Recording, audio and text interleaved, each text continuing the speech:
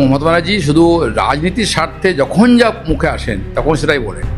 ওর কথা এখনো পাগলকেও শোনে। বিজেপি এলে আমিষ খাওয়া বন্ধ হয়ে যায়। আপনি তো দিব্যি ডিম ভাত খাচ্ছেন, আমিষ খান না নাকি আপনি?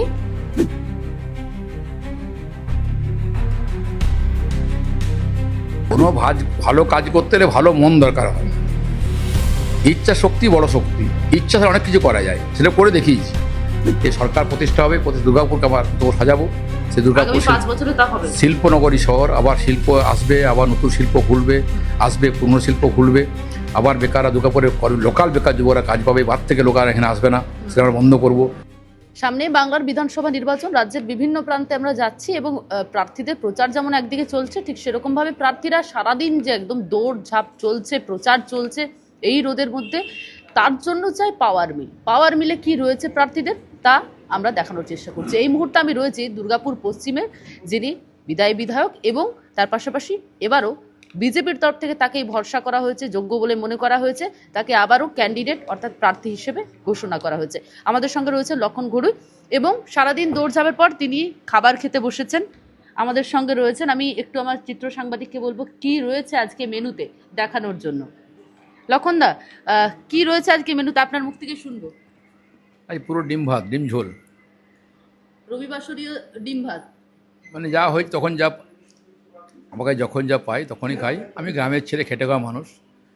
মানে এরকম কোনো আমি ব্যাপার নেই যে এরকম কোনো খেতেই বিষয় হবে। না, না কোনো বিষয় নেই, না খেয়েও থাকতে পারি, যা পাই তাই খাই, যখন যা পাই সেখানে ঘুমিয়ে পড়ি। আমার ওরকম কিছু বিষয় নেই। আমি গ্রামে লাঙল চালিয়েছি, মাঠে চাষ করেছি, চাষি ঘরের ছেলে। আমি খুব গরিব ঘরেরই ছেলে, এরকম মধ্যবিত্ত ঘরের ছেলে। আমার কাছে ওসব কোনো বিষয় নেই। কখন কি এটা খেতে হবে, ওটা চাই, এটা চাই, এটা চাই নয়। কি চেষ্টা করি টাইমে খাবার, টাইমে এখন তো টাইমে এখন ঠিক নেই।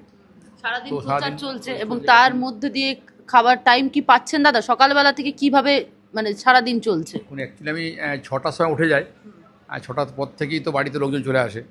তো কিছু ইলেকশন তো বিভিন্ন রকম সমস্যা নিয়ে আসে, বা কারো কেউ দাদা পোস্টটা পাচ্ছি না, দাদা এটা পাচ্ছি না, ওই পাচ্ছি না, বা এখানে সমস্যা আছে, আপনি কবে আসবেন, এরকম হাজার রকম সমস্যা থাকে। 6টা শুরু হয়ে যায়, আমি 8টায় বেরিয়ে যাই।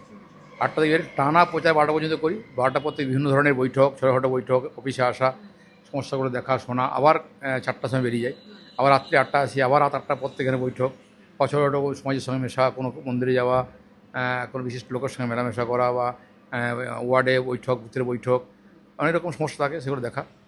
তারপর রাত্রে ফিরে যাই, মোটামুটি সাথে 2টো হয়ে যায়। দুটোর পরে ঠিকমতো হচ্ছে কোনো পাওয়ার মিলটা? এই সময় হয়, সম্ভবই নয়।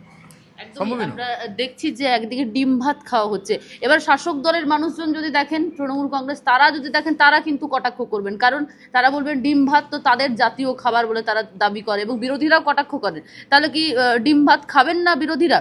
ডিম ভাতে কি বলবেন? না, এরকম বিষয় নেই। আর দেখুন, আমি বললাম তো, আমার সব দিন তো এই সময় নেই, যখন যেখানে পাই তখন সেখানে খাই। আজ অফিসে খাচ্ছি, আমি কোনো বাড়িতে মনে ফোন পেলে চলে যাই, বা কোনো বাড়িতেও খাচ্ছি। আমার এরকম কিছু নেই, ফ্যাশনেশনেও নেই যে আমি দেখাবার জন্য করতে হবে, বলার জন্য করতে হবে। আমার যখন যেটা মনে হয়, যখন যে পরিবেশে থাকি, আমি এটা করতে পারি। কারণ আমি বাল্যকাল থেকে রাষ্ট্রীয় সংঘের স্বয়ংসেবক RSS করেছি, ক্লাস 5 পর্যন্ত পড়ি। তা কষ্টটা জানি, কষ্ট করতে, সঙ্গে প্রচারক ছিলাম। আমি যে রান্না করেছি, সুন্দরবনে ছিলাম, কাকদ্বীপে, নিজে রান্না করতে নিজে রান্না করতাম, এগুলো খেতাম, অন্য কারো বাড়িতে খেয়ে নিতাম। তো যখন যে পরিবেশে যাই, আমার ক্ষেত্রে কোনো অসুবিধা নেই। আমি adjust করে নেন। মাটিতে শুয়ে থাকতে পারি, আবার 3 স্টার থাকতে পারি, আবার সাধারণ বাড়িতে থাকতে পারি। আমার দিক থেকে আমি ছোট জীবনটা এইভাবেই তৈরি করেছি যে কোনো জায়গাতে যেন অস্বস্তি মনে না হয়, সেখানে খাপ খাই নেওয়া, সেখানে মানিয়ে নেওয়া, সেখানে মেনে নেওয়া, ঠিক যে খাবার পাবো সেই খাবারই খাবো, এরকম নেই। আচ্ছা লক্ষণদা, একটা ভীষণভাবে তৃণমূলের তরফ থেকে বলা হচ্ছে, শাসক দল বারে বারে, মমতা বন্দ্যোপাধ্যায় বিভিন্ন সভাতে যাচ্ছেন, সেখানেও বলছেন যে বিজেপি এলে আমিষ খাওয়া বন্ধ হয়ে যায়। আপনি তো দিব্যি ডিম ভাত খাচ্ছেন, আমিষ খান না নাকি আপনি? মমতা ব্যানার্জি কখন কি কথা বলেন, কথা গুরুত্ব দেওয়া উচিত নয়। মানে কারণ বিজেপি তার নাকি বাংলা বিরোধী, মাছ মাংসের দোকান তুলে দেবে, ইউপি বানিয়ে দেওয়া হবে, এইসব বলছে। বললাম তো, ওনার কথাবার্তা কোনো মূল্য নেই। মোদিজি বলেছেন যে এখানে মাছের যে বিষয় আছে, সেটাকে মাছ চাষিদের আরও উদ্বুদ্ধ করা, তাদেরকে সহযোগিতা করা, তাদেরকে একটা বড় জায়গায় নিয়ে আসা। আমি আমাদের যে ডিপার্টমেন্ট আছে বিধানসভাতে, তারই মৎস্য কমিটির মধ্যে আছি। আমি দীঘা, শঙ্করপুর পুরো 4-5 দিন ক্যাম্প করে এসেছি, ঘুরে এসেছি। মাছের কি প্রোটেকশন করতে হয়, কীভাবে খাবার দিতে হয়, ইঞ্জেকশন লাগাতে হয়, জলকে দূষিত জলকে কীভাবে পরিশোধ করতে হয়, সব ধরনের জানি। আমি গ্রামের ছেলে, আমি জানি। আমি এখন এই কমিটির মধ্যেও আছি। মাছ মাংস খাওয়া হয় তো? অবশ্যই খাই, অবশ্যই খাই, কিন্তু মমতা ব্যানার্জি শুধু রাজনীতির স্বার্থে যখন যা মুখে আসেন তখন সেটাই বলেন। ওর কথা এখনো পাগলকেও শোনে না। বিজেপি মাছ মাংস সবই তো খায়, কেন খাবে না? কেন খাবে না? হ্যাঁ, হতে পারে কেউ খায় না, সেটা আলাদা বিষয়। যে এরকম তো কোনো, খায় না এমন। হ্যাঁ, অনেক বহু লোক আছে তৃণমূলে কোনো নেই যে মাংস খায়, মাছ মাংস খায় না, এমন বহু লোক আছে। সিপিএমেও আছে মাছ মাংস খায় না, ওর সঙ্গে সম্পর্ক আছে। যার যা রুচি সেটা খাবে। বাঙালি মাছে ভাতে বাঙালি, তো বাঙালি মাছ খাবে না এটা হতে পারে? মমতা ব্যানার্জি মিথ্যা কথা চালিয়ে পরে, ন্যারেটিভ চালিয়ে পরে, বিভ্রান্ত তৈরি করে মানুষকে মনে একটা অন্য জিনিস করতে চাইছেন। এটা জানে, অনেক কথা নাটক করেছেন, 15 বছর নাটক ওনারা দেখে নিয়েছে। ওনার কথাবার্তা, ভাষা, ব্যবহার, কোথায় পা ব্যান্ডেজ করা, কোথায় এইসব নাটক করা, সব বুঝে গেছে মানুষ। আর কোনো কোথায় কাজে লাগছে না। এই জন্য বাঙালি সেন্টিমেন্ট শুরু করেছে, মাছ মাংস বন্ধ করে দেবে, দোকান বন্ধ করে দেবে, মাছ খাওয়া বন্ধ করে দেবে, সেন্টিমেন্ট করতে চাইছে। কিন্তু বাংলা মানুষ জানে বাস্তব কি আছে না। প্রতিদ্বন্দ্বী যাকে দিয়েছে কবি দত্ত, তাকে কিভাবে দেখছেন আপনি? আর দেখার কিছু নেই, উনি ময়দানে নেমেছেন, ময়দানে বুঝতে পারছেন কঠিন মাটি, শক্ত মাটি। উনি সারা জীবন এসি ঘরে বাস করেছেন, বিজনেস করেছেন, আর একটা সমাজের উপরে তলাতে উনি বাস করেছেন। উনি গরিবের কষ্ট, গরিবের ব্যথা, যন্ত্রণা, ওদের দুর্গাপুরে যে স্টল ছিল, যারা গরিব মানুষ খেটে খেতেন, যারা ব্যবসা করতেন, ফুচকা বিক্রি করতেন, চপ বিক্রি করতেন, বা সবজি বিক্রি করতেন, তাদের দোকান ভেঙে দেওয়া, সেটা তখন বুঝতে পারি। আজ বুঝছেন দোকানটা ভেঙে করেছে, আজ বুঝে পুনর্বাসন দেবো। একটা কথা আছে, ঢেরা এবার পড়লে বেড়ায় গাছে ওঠে না, ওনার অবস্থা সেটাই হয়েছে। তো উনি বিষয় নেই, উনি ওনার মতো করছেন, আমি আমার করছি। মানুষ জানে যে কে কার দ্বারাই কি সম্ভব। মানে দুর্গাপুর পশ্চিম আবারও লক্ষণ ঘুরুইয়ের কাছেই। কোনো ভালো কাজ করতে হলে ভালো মন দরকার হয়, ইচ্ছা শক্তি বড় শক্তি। ইচ্ছা ছাড়া অনেক কিছু করা যায়, সেটা করে দেখিয়েছি। এই বিধানসভায়, এই জেলাতে পশ্চিম বর্ধমানে একজন বিধায়ক 3,30,00,000 টাকা পায়। 3,30,00,000 টাকা বিরোধী পক্ষ থেকে পরে 2 বছর কাজ করতে না দিয়ে 3 বছরের মধ্যে 37 বার ধর্না দিয়ে 3,30,00,000 টাকা কাজ শেষ করেছি। প্লাস 4,65,00,000 টাকা সেন্ট্রাল গভর্নমেন্ট বিভিন্ন স্কিম থেকে নিয়ে কাজ করেছি। এটা পর্যাপ্ত নয়, কিছুই হয়নি। এতে কী হবে? দুর্গাপুর এত বড় একটা শহর, সাজানো শহর, সেটাকে ধ্বংস করে দেওয়া হয়েছে। আজ বিরোধীদের দলে থেকে সেখানে কি কাজ করতে পারেন সবটা? কিছুই হয়নি, বললাম তো। আমি বলছি যেটুকু ছিল সেটা আমি করতে পেরেছি। কিন্তু ওটা 3 কোটি টাকা কী হবে? একটা বুথের কাজ 3 কোটি টাকা বলে করবো, সেটা সম্ভব নয়। 306টা বুথ আছে এখানে। এই জন্য তৃণমূল থাকলে কাজ করতে দেবে না, তারপর আমরা সেটা চেষ্টা করেছি। কর্পোরেশনে ভোট হয়নি বলে দুর্গাপুরে অনেক মানুষ সমস্যা আছে। 4 বছর ভোট হয়নি, ভোট করেছিল, ভয়ে ভোট করায়নি। তাই এখানে জল, এখানে ড্রেন, সামান্য বৃষ্টি হলে ডুবে যাচ্ছে। একদিন আবার গ্রীষ্মকালে জল পাওয়া যাচ্ছে না, বর্ষাকালে সামান্য হলেই বৃষ্টি মানে বাড়ি ঘরে ভেসে যাচ্ছে।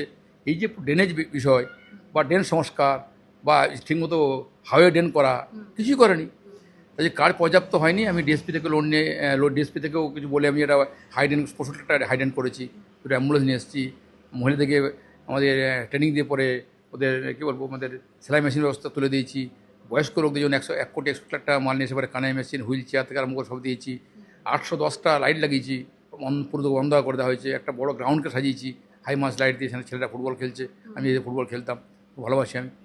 তো অনেক ধরনের চেষ্টা আছে, কিন্তু সেই কাজ করতে দেওয়া হয়নি। এই কাজ অনেক স্বপ্ন আছে আমার, এই সরকার প্রতিষ্ঠা হবে, দুর্গাপুরকে আমার নতুন সাজাবো। সেই দুর্গাপুর শিল্পনগরী শহর, আবার শিল্প আসবে, আবার নতুন শিল্প খুলবে, আসবে পুরনো শিল্প খুলবে। আবার বেকাররা দুর্গাপুরে লোকাল বেকার যুবকরা কাজ পাবে, বাদ থেকে লোকাল এখানে আসবে না, সেটা আমরা বন্ধ করবো। টাকার বিনিময়ে ঘুষ নিয়ে চাকরি দেওয়া হচ্ছে, সেটা বন্ধ হবে। প্রত্যেক বাড়িতে পানীয় জল, যেটা সমস্যা আছে, পানীয় জলটা সেখানে পৌঁছাবে। এবং দুর্গাপুরের যে পলিউশন মাত্রায় মানে একাধিক মানে এমন চরম জায়গায় পৌঁছে গেছে পলিউশন, সেই পলিউশন আমরা বন্ধ করব। এবং দুর্গাপুরে ইন্ডাস্ট্রি হাব, মানে কী বলবো, মেডিকেল এবং এডুকেশন হাব। সেই জন্যে মেডিকেল কলেজের কী বলবো, মেডিকেল কলেজের ওই তুলনাকে আমাদের যে বিধান হসপিটালটা আছে সেটাকে মডারেশন করে, ডিএসপি যে হসপিটাল আছে সেটাকে মার্চ করে এবার কী বড়ো করে করা যায়, মানুষের পরিষেবা কীভাবে দেওয়া যায়, এখানে কীভাবে সরকারি কলেজ করা যায়, কারণ আজকে শিক্ষা ব্যবস্থা শেষ করে দেওয়া হয়েছে, সরকারি কলেজ কীভাবে আনা যায়।